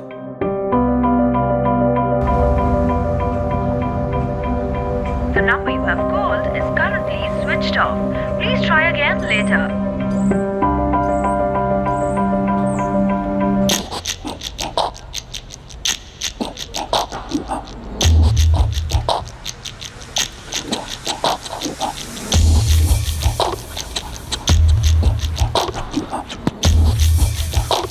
अरे साहब क्या ढूंढ रहे हो साहब? अरे साहब आप जो ढूंढ रहे हो ना, यहाँ भी बंद हो गया है, लेकिन दूसरी जगह चालू है। चलिए मैं दिखाता हूँ। अरे टेंशन मत लो साहब, वो जगह ना बिल्कुल सेफ है, यहाँ का सारा आइटम मिलेगा वहाँ। तुम जग्गू को जानते हो? जग्गू? वो तो भाग गया साहब। बाकी आपको क्या चाहिए? लैला मिलेगी? लैला? अरे साहब एक से एक लैला मिलेगी, चलिए तो। अरे उसका नाम लैला है, नीलिमा के कोटे पे काम करती थी। वो सब भाग गई साहब, अब नहीं मिलेगी। बाकी एक से एक लैला है मेरे पास। अच्छा तुम्हारे पास जग्गू का दूसरा नंबर है क्या? क्या साहब, आपको सिर्फ जग्गू ही चाहिए क्या? वो अब कभी नहीं आएगा। अरे साहब हमारी लैला को एक बार ट्राई तो कीजिए, चलिए मेरे साथ। नहीं तुम जाओ। अरे नहीं मेरे को जान दो, तुम जाओ। अरे संजय, उसके साथ सच में जबरदस्ती की गई होगी। तुझे पता है, मैंने सुना है कि कैसे ट्रैफिकिंग करके ले जाया जाता है और फिर जबरदस्ती मार मार के वो लोग धंधा करवाते हैं। भाई बहुत सी लड़कियां करती हैं, नफीसा भी करती होगी। और एक सेकंड, तू अपना काम वाम छोड़ के उसको ढूंढने की तो नहीं सोच रहा ना?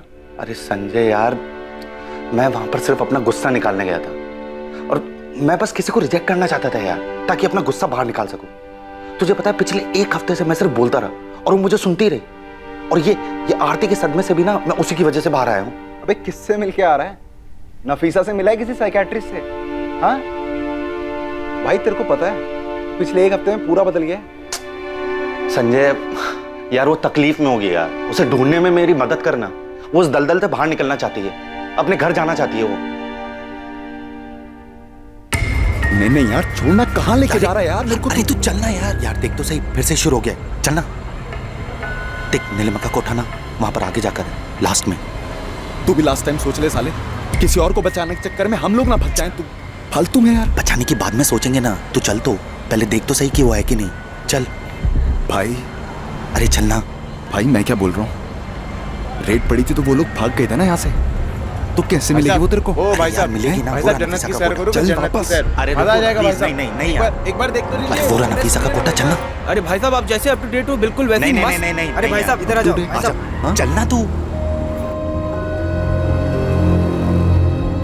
अरे आइए साहब आइए। रुखसाना, गौरी, जल्दी बाहर आओ। आ रही लड़की आ रही। नीलिमा कहाँ है? यहाँ तो वो चलाती थी ना। पता नहीं, अब तो ये मैं चलाती हूँ।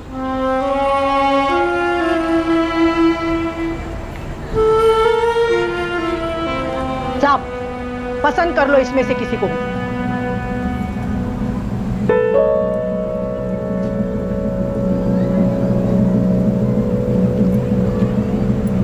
लैला भी नहीं है। अरे साहब, ये सब लैला ही है, बस इस नाम की यहाँ कोई नहीं। चलो कर लो पसंद। गौरी तू लैला को जानती है? कहाँ मिलेगी वो? कौन लैला साहब? वो थोड़े दिन पहले यही थी जब नीलिमा चलाती थी ना, तब। पता नहीं साहब, वो लोग कहीं चले गए हैं। लेकिन मैं तो लैला के लिए आया था यहाँ। अच्छा तू जग्गू को जानती है? वो यहाँ नीलिमा की लड़कियों के लिए ना कस्टमर लाता ना। नहीं साहब, ये जगह ना बहुत बड़ी है, हम तो कमरे में ही रहते हैं। बाहर क्या हो रहा है, कौन आ रहा है, कौन जा रहा है, क्या मालूम। हाँ लेकिन पिछली रेड के बाद ना बहुत लोग यहाँ से चले गए, शायद वो लोग भी चले गए होंगे। तो एक काम कर सकती है, तू मुझे नीलिमा और जग्गू का पता लगा दे, मैं तुझे अलग से पैसे दूँ। लैला से इश्क हो गया है क्या? हाँ? सुन, तू मुझे पता लगा दे, मैं तुझे पैसे दे सकता हूँ। देखो साहब, तुम भले इंसान दिख रहे हो, इसलिए मुफ्त की ना एक सलाह देती हूँ। इश्क का चक्कर तो फिर ठीक है, लेकिन तुम्हारी शक्ल देख के लग रहा है ना कि उस लड़की ने ना तुम्हें कोई जबरदस्ती वाली कहानी सुनाई। मत पड़ो इन चक्करों में साहब, ये लड़कियां ना टाइम पास करने के लिए आप जैसों को फंसाती है। दूर रहो इनसे। तू जानती है लैला का पता? नहीं, लेकिन जिस बेसब्री से आप ढूंढ रहे हो ना, इतना जानती हूँ कि उसकी मदद करना चाहते हो। तो कहाँ मिलेगी बता देना मुझे। मैं नहीं जानती साहब, मैंने तो उसका नाम तक नहीं सुना। अब नहीं जाऊंगा वहां पर, मैं साले फंस जाता वहां पर। मैंने रुखसाने से नफीसा के बारे में पूछा, वो भड़क गई मेरे ऊपर। यार लेकिन संजय, नफीसा को तो ढूंढना होगा ना यार, और मैं अकेले कैसे ढूंढूं? देख मेरी बात मान, तू ना ठीक लग रहा है, उस आरती के चक्कर से बाहर आ चुका तू अब। उस नफीसा के साथ जो भी हुआ वो पूरा है, लेकिन जा चुकी वो अब। क्यों तेरे को एक और बवाल मोल लेना है मेरे भाई? और हो सकता है नफीसा नाम उसने तेरे लिए रखा हो, सच्चाई कुछ और ही हो। हाँ कुछ वक्त पहले तक तपन गर्ग की अवस्था काफी खराब थी। अपनी गर्लफ्रेंड आरती से हुए ब्रेकअप से वो बाहर नहीं आ पा रहा था, और आज वो हर हालत में नफीसा कुरैशी की मदद करना चाहता था, लेकिन नफीसा के ठिकाने का उसे कोई अंदाजा नहीं था। आइए साहब। वेश्यावृत्ति की दुनिया, जहां पैसों के बदले शरीर बेचा जाता है, जहां वासना और शारीरिक सुख के लिए भावनाओं को कुचल दिया जाता है। तेरे लिए रोज कस्टमर आएंगे, सबके साथ सब कुछ करना होगा, किसी को मना मत करना, हर कोई खुश होके जाना चाहिए यहाँ से, समझी? वरना ये पट्टा देख रही है ना तू?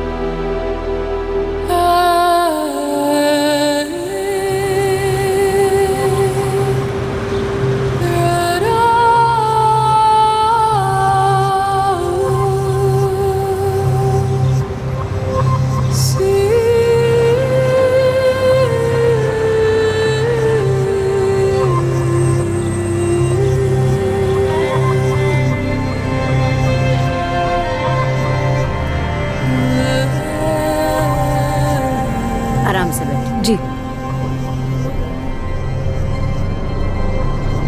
रांची में जॉब करती हो? जी। शहर में देखा है तुम्हें कई बार। वो आते जाते देखा होगा आपने।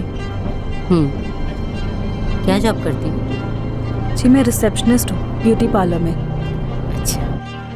Good morning, golden cap parlour. Ma'am मुझे अपॉइंटमेंट चाहिए। जी मैम, एक मिनट मैं चेक कर लेती हूँ। मैं 12th क्लास तक पढ़ी हूँ। आगे क्यों नहीं पढ़ी?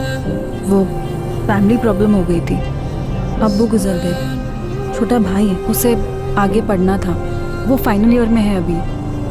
अम्मी है घर पर? हाँ है ना, हम दोनों मिलकर घर चलाते हैं। दीमापुर का एक स्कूल है ना, उसमें अम्मी काम करती है।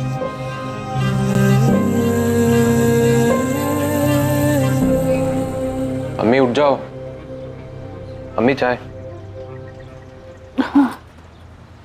क्या हुआ अम्मी, तबीयत ठीक नहीं है? हाँ बेटा, बस थोड़ा बुखार है। तो बताया क्यों नहीं? अभी आप ही बोलो ना अम्मी को कि 2-3 दिन की छुट्टी ले ले। अब छुट्टी लूंगी तो पैसे कटेंगे ना बेटा उसके। अम्मी ऐसी बातें क्यों करते हो आप? मुराद, तू कॉलेज के बाद अम्मी को डॉक्टर के पास ले जाना। अभी मैं लेकर गया था, डॉक्टर ने ब्लड टेस्ट करने को बोला। हाँ तो? अभी मैं तो लेकर चला जाऊं, लेकिन अम्मी पैसे लगेंगे बोलकर मना कर देती हैं। ये ले मुराद, और अगर पैसे कम पड़े तो मुझे बता देना। मैं निकलती हूँ, मुझे लेट हो रहा है। बस 7,500 रुपये? जी अभी तो इतना ही है। वैसे मैंने मैडम जी से कहा है थोड़ा सा कुछ बढ़ा दें। अरे 500,000 से और ज़्यादा क्या बढ़ाएंगी रफीसा? तुम पढ़ी लिखी हो, 12th पास हो और अंग्रेजी भी ठीक ठाक बोल लेती हो, क्यों इतने कम में काम करती हो? बीना जी मैंने ना कहीं देखा नहीं है, और लेकिन अगर कहीं अच्छा कुछ मिलेगा, ज़्यादा मिलेगा तो मैं वहीं कर लूँगी। अरे रांची से बाहर ट्राई करो, जैसे मुंबई वगैरह। पता है तुम्हें, जो रिसेप्शनिस्ट का जॉब तुम यहाँ कर रही हो ना, इस काम के लिए मुंबई में आराम से 25,000 से 35,000 मिल जाएंगे तुम्हें। 25 से 35,000? और नहीं तो क्या। अरे तुम पढ़ी लिखी हो, एक्सपीरियंस हो और खूबसूरत भी हो, इतने तो तुम्हें बिना मांगे मिल जाने चाहिए।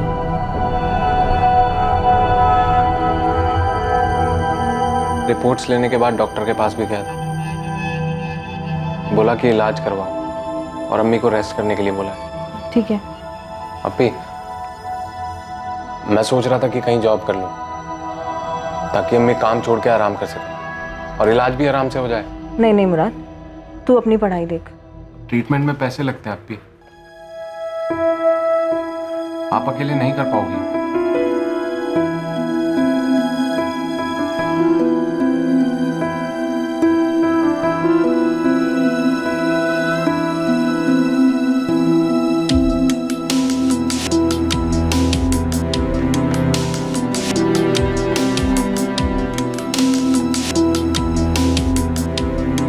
क्या कर रही हो अप्पी? अपनी मार्कशीट और सर्टिफिकेट देख रही थी। ट्राई कर लेते हो, अगर बाहर की जॉब मिल जाए तो। बाहर कहाँ? मुंबई। मुंबई? बीना कुमारी नाम की एक लेडी मिली है, उन्होंने ही मंगवाए हैं सर्टिफिकेट्स में से। तुझे पता है, वो कह रही थी मुझे 25 से 35,000 की नौकरी मिल सकती है। लेकिन अप्पी आप रहोगी कहाँ वहाँ? उसका इंतजाम भी बीना जी कर देंगी।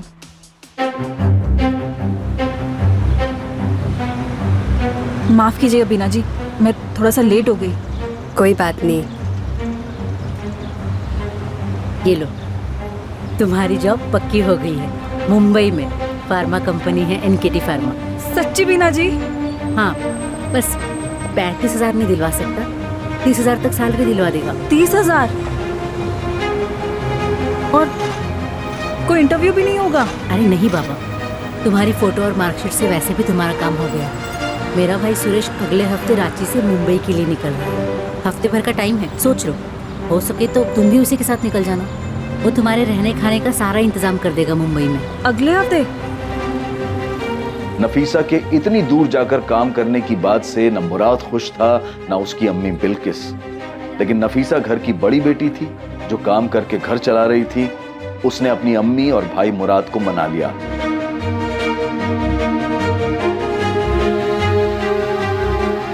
हफ्ते भर बाद नफीसा अपने परिवार और पुराने काम को छोड़कर रांची से मुंबई के लिए निकली। नफीसा सुरेश के साथ जाने के लिए निकली थी, जिसको बीना ने अपना छोटा भाई कहकर मिलवाया था।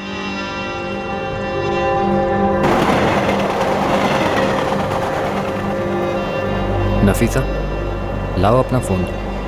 मैं तुम्हें नया फ़ोन और सिम कार्ड दे रहा हूँ। आज से तुम्हारे बिल का सारा खर्चा कंपनी उठाएगी।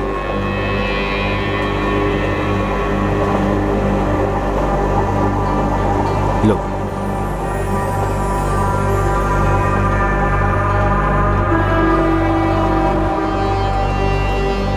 सुरेश भैया, हम आगरा क्यों आए हैं? बीना दीदी ने कहा था हम सीधा मुंबई जाएंगे। हाँ, प्लान तो सीधा मुंबई जाने का ही था, लेकिन क्या है ना, दिल्ली में हमारी कंपनी की एक अर्जेंट मीटिंग निकली। लेकिन तुम फिक्र मत करो, यहाँ आगरा में मीटिंग के लिए KNT फार्मा का मेरा एक दोस्त आया। वो यहाँ से तुम्हें दिल्ली और फ्लाइट से सीधा तुम्हें मुंबई पहुँचा देगा। आओ नफीसा, आओ।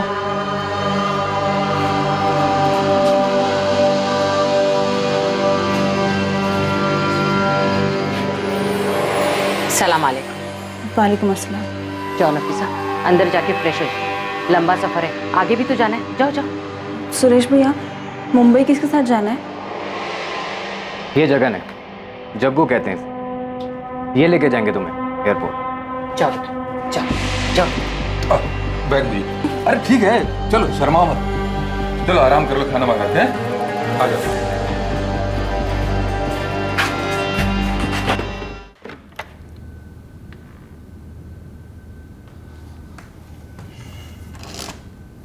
पापा, अगर हमें किसी को ढूंढना हो जिसका हमें सिर्फ नाम पता हो, तो हम उसको कैसे ढूंढेंगे? क्या? वो ना, मैं किसी को... देख बेटा, आरती जिससे शादी करने वाली है उसे ढूंढ के अगर बता भी देगा तो उसे, तो भी आरती वापस नहीं आने वाली। पापा, मैं आरती की बात नहीं कर रहा हूँ, उसका किस्सा खत्म हो गया। वो फिर किसे ढूंढ रहा है तू? क्या तू गधा है क्या? तू धंधे वाले के पास गया था? जरा सोच, ये बात अगर तेरी मम्मी को पता चली तो? पापा, मैंने कुछ नहीं किया है, मैं बस थोड़ा फ्रस्ट्रेटेड था इसलिए चला गया। पापा, मैं बस उसकी हेल्प करना चाहता हूँ। उसको कैसे ढूंढूं मुझे कुछ समझ में नहीं आ रहा है। मैं सिर्फ उसका नाम जानता हूँ, नफीसा कुरैशी। सोशल मीडिया पर चेक किया? फ्रेंड स्क्वायर वगैरह में देख, आजकल हर कोई होता है वहां पे। किसी भी यंगस्टर को ढूंढना हो तो सोशल मीडिया सही है। थैंक यू पापा, यू आर ग्रेट।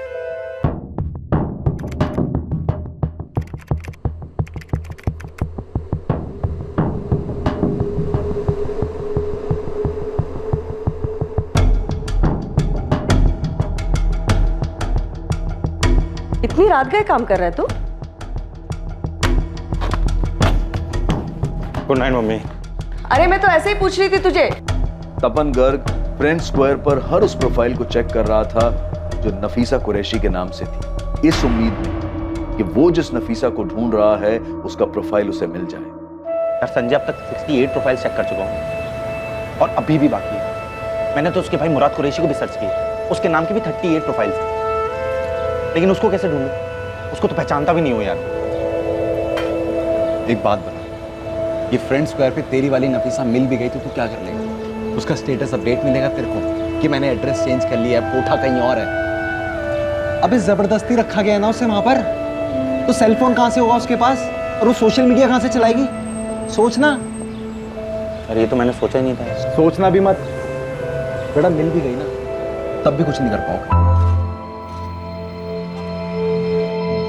काफी खोजबीन के बाद आखिरकार किस्मत ने साथ दिया और तपन को उस नफीसा कुरैशी की प्रोफाइल मिल गई जिससे वो कोठे पर मिला था।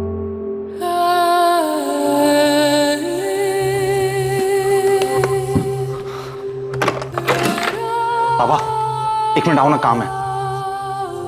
आओ ना। ये देखो, यही वो लड़के के साथ फोटो है उसका। शायद यही मुराद होगा, उसका भाई। नफीसा की फ्रेंड लिस्ट चेक कर, शायद मुराद उसमें ऐड होगा।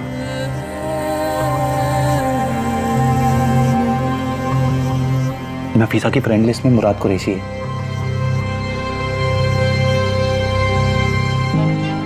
यही होगा मुराद, नफीसा का भाई।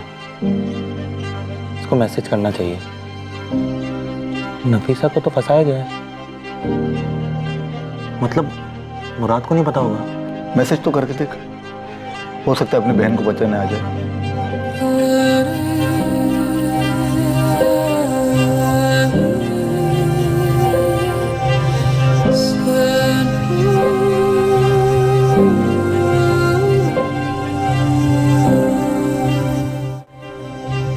मम्मी, जा रहा हूँ, आते वक्त पुलिस स्टेशन से होते हुए आऊंगा। हाय मुराद, मेरा नाम तपन गर्ग है, मैं आगरा से। मुझे तुम्हारी बहन नफीसा के बारे में बात करनी है। मैं तुम्हारी बहन से यहाँ आगरा में एक कोठे पर मिला। मेरा नंबर है 4449831।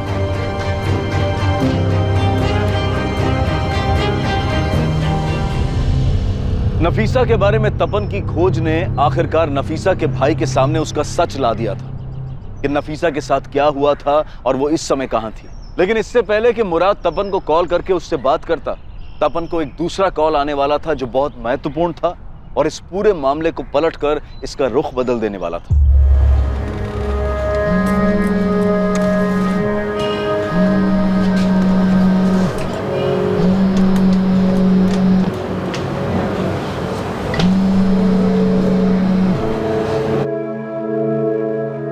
हेलो, हाँ गौरी, तुमने फोन किया था? देख, पहले तो मेरे को बोल कि तू मेरे पास आएगा और मुझे 5,000 रुपए देगा। हाँ गौरी दूंगा। पहले बताना जग्गू मिला कि नहीं? जग्गू और नीलिमा ने इसी बाजार में यहाँ से एक गली छोड़कर फिर से अपना डेरा जमाया है। अच्छा सुन, वहाँ पर लैला है क्या? वो मेरे को नहीं पता। देख, मैंने अंदर जाके मालूम नहीं किया, लेकिन हाँ मुझे इतना मालूम पड़ा है कि इस बार ना वो लोग बहुत सी नई लड़कियां लेकर आए हैं। थैंक यू यार गौरी, मैं ना तुझे वहाँ के तेरे सारे पैसे दे जाऊंगा। Thank you.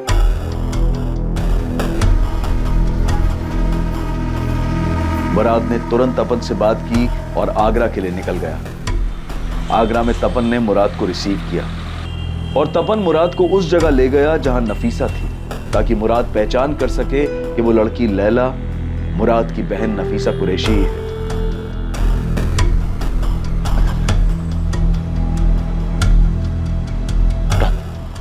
यहाँ आगे से राइट और फिर से राइट, लेकिन ध्यान रखना इन लोगों ने नाम बदल दिया उसका, लैला बुलाते हैं। तुम जाओ, मैं तुम्हारा वेट करता हूँ। जाओ जाओ जाओ, आगे से राइट और फिर से राइट, नीलिमा का कोठा।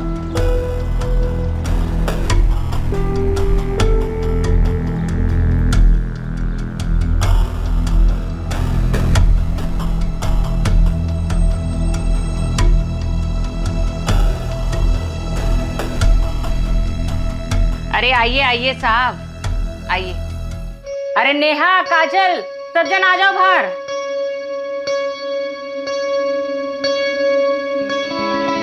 देख लो इनमें से कौन चाहिए।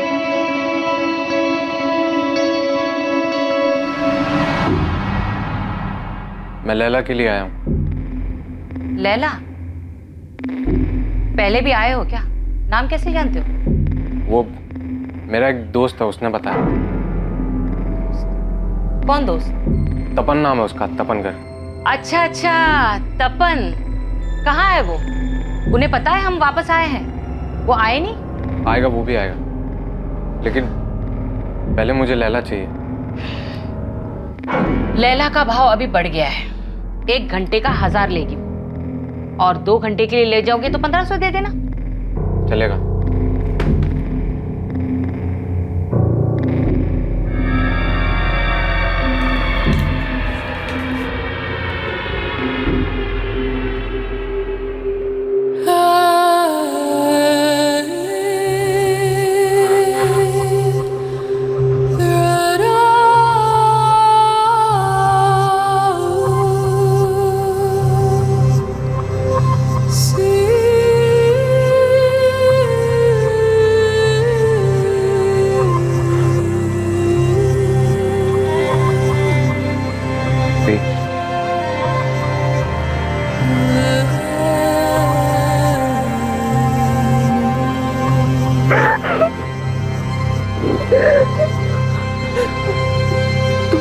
कैसे हैं? अबे आप यहाँ कैसे?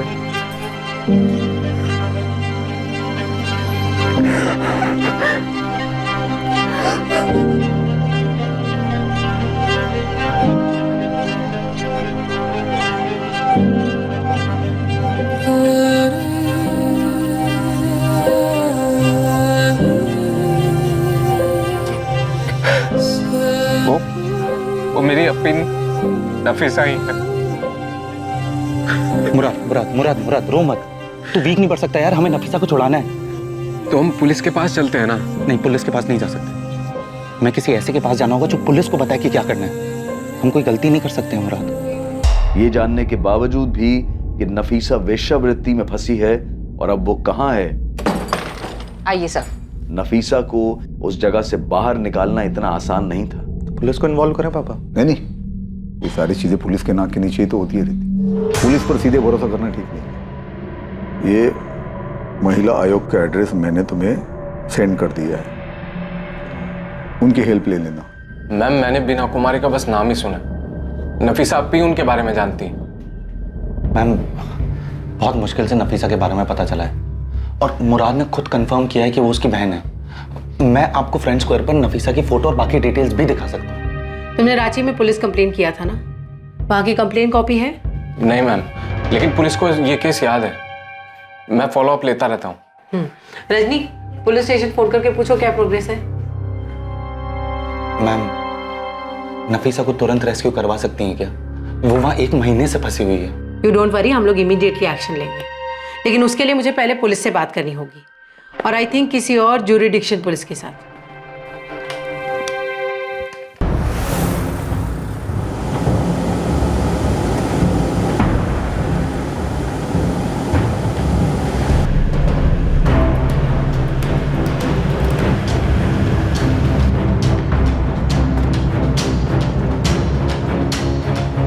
तपन।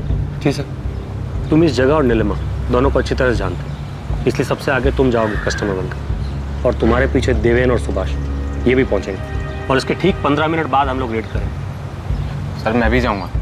मुराद, अगर तुम्हारी बहन वहाँ है तो हम किसी भी कीमत पे उसे लेके आएंगे, भरोसा रखो हम, और यहीं रुको।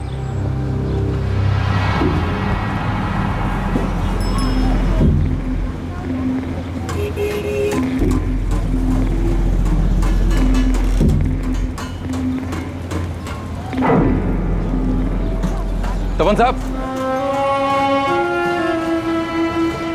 कैसे हैं साहब? मैं ठीक हूँ, तू कैसा है जग्गू? मैं बिल्कुल अच्छा है। अरे तुम लोग गायब कहाँ हो गए थे? अरे छोड़िए वो सब, अब वापस आ गए हैं ना। मैं भी वापस आ गया हूँ। आपको कैसे मालूम चला कि हम लोग वापस आ गए? वो रेड के बाद 2-3 बार आया था मैं, लेकिन तुम लोग मुझे मिले ही नहीं। फिर कल देखा मैंने तुझे इसी मार्केट में। अच्छा, अभी आपको मालूम है नीलिमा कहाँ बैठती है? नहीं, किधर? आइए आपको मिलाते हैं, आइए। नीलिमा, देख कौन आया है। आइए आइए, बड़े दिनों बाद आए हो। कल आपका कोई दोस्त आया था। हाँ, वो मैंने भेजा था उसे। देखिए, लैला का रेट बढ़ गया है, लेकिन आपके लिए वही रेट रहेगा। 1200।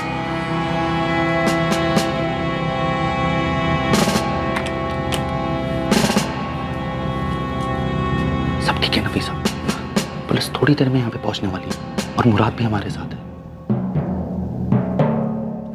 क्या नाम बताया उसने? कौन दोस्त आया था? नाम तो नहीं बताया उसने, कहा कि तपन का दोस्त है, लैला चाहिए। लेकिन मुझसे तपन कह रहे थे कि उसको हमारे नए डर के बारे में मालूम नहीं, फिर दोस्त को कैसे भेजा? कुछ गड़बड़ है क्या? लगता तो ऐसा ही है। मिलेगी क्या? हाँ हाँ आइए, मिलेगी ना। हाँ तपन। सर नफीसा यही है। ठीक है, देवेन और सुभाष पहुंच गए, और हम भी बस पहुंच ही रहे हैं। 5 मिनट नफीसा, 5 मिनट में पुलिस यहाँ पर होगी, तो 5 मिनट में हमेशा के लिए यहाँ से बाहर होगी। अरे तपन साहब, 1 मिनट दरवाजा खोलिए। तुम रुको, मैं देखता हूँ। बैठो बैठो। क्या हुआ नीलिमा जी, अभी तो टाइम शुरू हुआ है। क्या चल रहा है? कुछ उल्टा सीधा तो नहीं कर रहे हो? इसके साथ कुछ करते भी हो, ऐसे ही पैसे दे रहे हो? इसके साथ मैं क्या करता हूँ उससे तुम्हें क्या मतलब है? पैसे तो दे रहा हूँ ना तुम्हें। तेवर बदल गए तपन साहब, लैला नहीं मिलेगी। अपने पैसे वापस लो और निकलो यहाँ से। लैला चल निकल। अरे क्या कर रहे हो यार? लैला चल निकल। क्या कर रहे हो यार? मैं बोल रहा हूँ, मेरा टाइम अभी शुरू हुआ है। ऐसे नहीं कर सकते हो आप लोग। पैसे दिए ना मैंने। अरे चाहिए।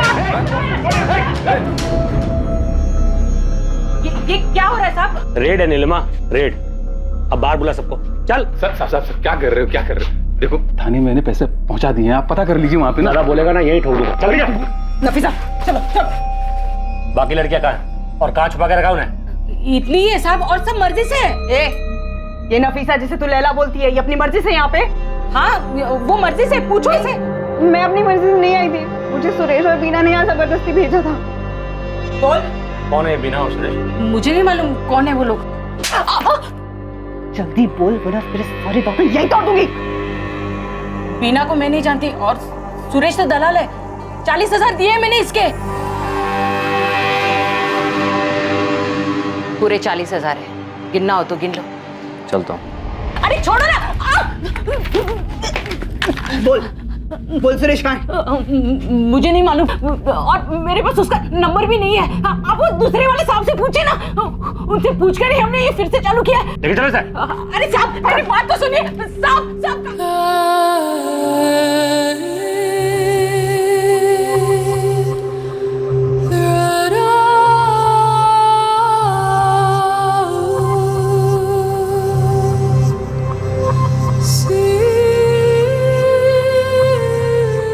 नफीसा कुरैशी ने महिला आयोग में अपना बयान दर्ज करवाया। जरूरी कागजी कार्रवाई पूरी होने के बाद नफीसा को उसके घर जाने के लिए छोड़ दिया गया। नीलिमा के साथ कड़ी पूछताछ हुई, लेकिन पुलिस उस सुरेश तक नहीं पहुंच पाई जो नफीसा को आगरा लाया था। ना ही पुलिस को बीना कुमारी के बारे में कुछ पता चला जिसने नफीसा कुरैशी की तस्करी की थी।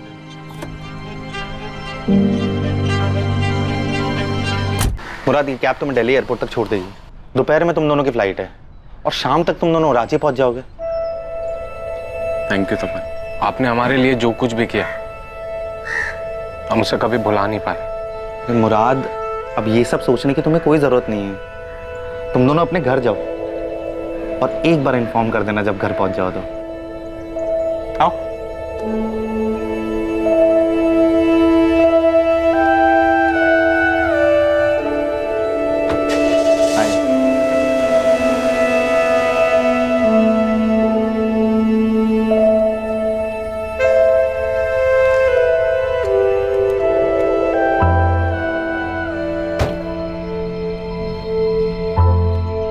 थैंक यू तपन। मैंने तुमसे पहले भी कई लोगों से मदद मांगी थी, बहुत मिन्नतें भी की थी मैंने। मुराद का नंबर तक दे दिया था, लेकिन किसी ने कुछ नहीं किया। नफीसा, मैं बहुत खुश हूं कि तुम अपने घर जा रही हो। अब इन सब चीजों के बारे में मत सोचो। अब अपने घर जाओ, लेकिन मुझे इन्फॉर्म जरूर कर देना एक बार पहुंच जाओ तो। ओके?